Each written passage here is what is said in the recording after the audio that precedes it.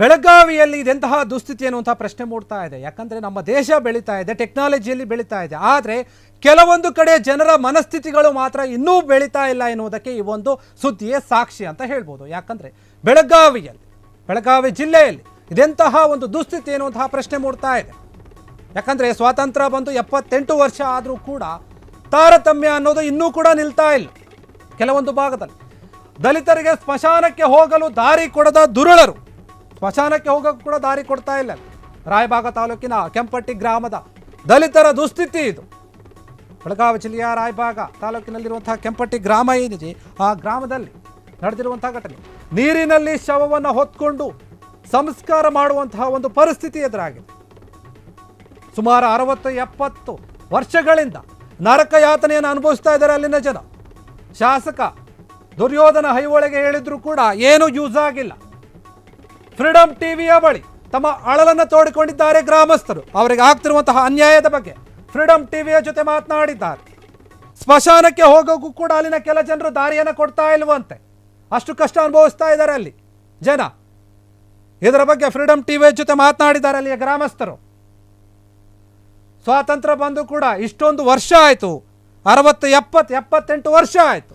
ಆದರೂ ಕೂಡ ಇನ್ನು ಜನರ ಮನಸ್ಥಿತಿ ಬದಲಾಗ್ತಾ ಇಲ್ಲ.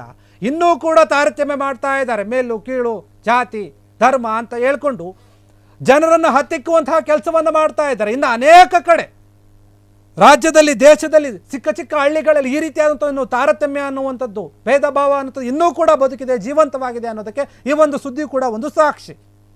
ಈ ಬಗ್ಗೆ ಫ್ರೀಡಮ್ ಟಿವಿಯ ಜೊತೆ ಅಲ್ಲಿನ ಗ್ರಾಮಸ್ಥರು ಮಾತನಾಡಿದರೆ ತಮ್ಮ ಒಂದು ಅಳಲನ್ನು ತೋಡ್ಕೊಂಡಿದ್ದಾರೆ. ಇಲ್ಲ, ನಾನು ಸುಮಾರು ಈಗ 5-6 ತಿಂಗಳ ಈ ಗ್ರಾಮ ಪಂಚಾಯತಿಗೆ ನಾನು ಪ್ರಭಾರ ಚಾರ್ಜ್ ಆಗಿ ವಹಿಸ್ಕೊಂಡಿದ್ದೀನಿ. ಅದು ನನ್ನ ಗಮನಕ್ಕೆ ಬಂದ ತಕ್ಷಣ ಅದ್ರ ಬದಲು ನಾನು ಪರಿಶೀಲನೆ ಮಾಡಲಾಗಿ ಹೋದ ವರ್ಷ ಅದ್ರ ಬದಲು ಕಂದಾಯ ಇಲಾಖೆಯಿಂದ ಒಂದು ಸ್ಮಶಾನ ಅಂತೇಳಿ ಮಂಜೂರಾಗೈತೆ ಅನ್ನುವಂಥ ಮಾಹಿತಿನೂ ಕೂಡ ತರಿಸ್ಕೊಂಡೀನಿ. ಅದಕ್ಕೆ ಈಗಾಗಲೇ ನಾನು ಹದ್ದು ಬಸ್ತಿಗಾಗಿ ಕೂಡ ನಾನು ಲೆಟ್ರನ್ನ ತಯಾರು ಮಾಡಿ ಅದಕ್ಕೆ ತಾಲೂಕು ಕಚೇರಿಗೆ ಸಲ್ಲಿಸೀನಿ. ಮತ್ತು ನಾನು 15 ಹಣಕಾಸು ಯೋಜನೆಯಲ್ಲಿ ಈಗಾಗಲೇ ಅದಕ್ಕೆ ತಾತ್ಕಾಲಿಕವಾಗಿ ಅದಕ್ಕೆ ಏನಾರ ಪರಿಹಾರ ಕಂಡುಕೊಳ್ಳು ಅಂಥೇಳಿ ಆ ಒಂದು ನಿಟ್ಟಿನಲ್ಲಿ 2,25,000 ರೂಪಾಯಿ ಈಗಾಗಲೇ ಅದಕ್ಕೆ ಅನುದಾನ ಕೂಡ ಮೀಸಲಾಗಿ ಇಡುವಂಥ ವ್ಯವಸ್ಥೆ ಮಾಡೈತಿ. ಇನ್ನುಳಿದನ ನಮ್ಮ ದೇಶ ಸವಿಸ್ತಾರವಾಗಿ ಅದಕ್ಕೆ ಸಂಬಂಧಪಟ್ಟಂಗೆ ಮಾಹಿತಿನ ಕೂಡ ಸಬ್ಮಿಟ್ ಮಾಡ್ಯಾರ. ಅದ್ರ ಬದಲಿಸಿ ನೋಡಿರಿ ಸರ, ನಮಗಿಲ್ಲಿ ಯಾರೊಬ್ರು ತೀರ್ಕೊಂಡ್ರಂದ್ರೆ ರೀ, ಅವರು ಅಲ್ಲಿಂದ ಒಂದು ರಗ್ಗದಾಗ ತೊಗೊಂಡ್ಬರ್ಬೇಕು ರೀ. ಇಲ್ಲಾಂದ್ರೆ ಒಂದು ಹರಕ್ಕೆ ಯಾವುದೋ ಅಂದ್ರೆ ಒಂದು ಕಂಬಳಿ ಒಳಗೆ ಎತ್ಕೊಂಡ್ಬರ್ಬೇಕಾಗ್ತೈತಿ ರೀ. ನಮ್ಗೆ ಯಾವುದೇ ಥರದ ಬಾಡಿ ತೊಗೊಂಡ್ಬರೋಕ್ಕಾಗಲಿ, ವೀಲ್ ಚೇರ್ ಇಲ್ಲರಿ, ಒಂದು ತಳ್ಳು ಗಾಡಿ ಇಲ್ಲರಿ, ಅಂಥದ್ರಾಗ ಯಾವುದೇ ರೀತಿ ಒಂದು ಸ್ವಲ್ಪ ಅನುಕೂಲ ಆಗ್ತೈತಿ, ತಳ್ಕೊತ ಬರೋಕ್ರೆ ಆಗ್ತೈತಿ ರೀ. ಅಲ್ಲಿಂದ ತೊಗೊಂಡ್ಬರೋದು, 2-3 ಜನ ಹೆಗಲು ಚೇಂಜ್ ಮಾಡೋದು ಅಂಥದ್ದು ಮಾಡ್ತಾರೆ ಸರ್. ನಮಗೊಂದು ವೀಲ್ ಚೇರ್ ಆಯ್ತು ಅಂದ್ರೆ ಅನುಕೂಲ ಆಗ್ತೈತಿ ರೀ. ಮತ್ತು ಪಂಚಾಯತಿದಿಂದ ಯಾವುದೇ ಥರದ ಎಕ್ವಿಪ್ಮೆಂಟ್ಸ್ ಕೊಟ್ಟಿಲ್ಲ ರೀ. ಅಡ್ಡಕ್ಕೆ ಗುದಲಿ, ಸೆನಿಕಿ ಯಾವುದೋ ಕೊಟ್ಟಿಲ್ಲ ರೀ ಸರ್. ಮತ್ತು ಈ ಜನಗಳು ತೊಗೊಂಡ್ಬರ್ಬೇಕಾದ್ರೆ ರೀ, ನಂದು ಎಲ್ಲರೇ ರೈತ ನನ್ನ ಮನ್ಯಾಗಿಂದ ಎಲ್ಲರೇ ಹೋದತ್ತೇಳಿ ಅವ್ರು ರೈತರು ಕೊಡಂಗಿಲ್ಲ ಸರ್. ಈಗ ಇಂಥ ಪರಿಸ್ಥಿತಿ ಒಳಗೆ ಪಂಚಾಯತಿದಿಂದನೂ ಯಾವುದೇ ಉಪಯೋಗ ಇಲ್ಲ ರೀ. ಅಲ್ಲಿ ಪಂಚಾಯತಿ ಎಲ್ಲ TC ಐತ್ರಿ, ಎಲ್ಲ ಅನುಕೂಲ ಐತ್ರಿ ಸರ್. ಆದರೂ ಪಂಚಾಯತಿಯವ್ರು ಯಾರೂ ಒಂದು ಲೈಟ್ ಹಚ್ಚಂಗಿಲ್ಲ ಸರ್ ಇನ್ನೂವರೆಗೆ ರೀ.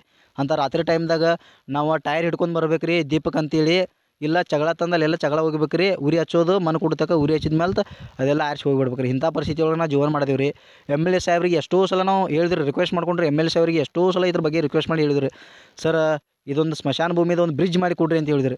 ಏನು ಮಾಡೋನು ನೋಡೋನು ಅನ್ನೋ ಲೆಕ್ಕಕ್ಕೆ ಬರ್ತಾರೋ. ಮೆಂಬರ್ನ ಕರ್ಕೊಂಡ್ಬರ್ರಿ, ವಾರ್ಡ್ ಮೆಂಬರ್ನ ಕರ್ಕೊಂಬರ್ರಿ, ಊರು ಮೆಂಬರ್ ಕರ್ಕೊಂಬರ್ರಿ ಸರ್. ಊರು ಮೆಂಬರ್ನ ಮತ್ತು ವಾರ್ಡ್ ಮೆಂಬರ್ನ ಕರ್ಕೊಂಬರ್ಬೋದಾಗಿತ್ತಂದ್ರೆ ರೀ, ಮತ್ತು ನಾವು ಯಾಕಂದ್ರೆ ನಿಮಗೆ ಹೋಟೆ ಹಾಕಬೇಕಾಗಿತ್ತು ರೀ ಸರ್. ಇಂಥ ಪರಿಸ್ಥಿತಿ ಒಳಗೆ ನಾವು ಊರು ಮೆಂಬರ್, ವಾರ್ಡ್ ಮೆಂಬರ್. ಕ್ಷಣ ಕ್ಷಣದ ಸುದ್ದಿಗಳಿಗಾಗಿ ಫ್ರೀಡಮ್ ಟಿವಿ ಸಬ್ಸ್ಕ್ರೈಬ್ ಮಾಡಿ, ಲೈಕ್ ಮಾಡಿ ಹಾಗೂ ಫಾಲೋ ಮಾಡಿ. ಹೊಸ ಸುದ್ದಿಗಳ ನೋಟಿಫಿಕೇಶನ್ಗಾಗಿ ಬೆಲ್ ಐಕಾನ್ ಮೇಲೆ ಕ್ಲಿಕ್ ಮಾಡಿ.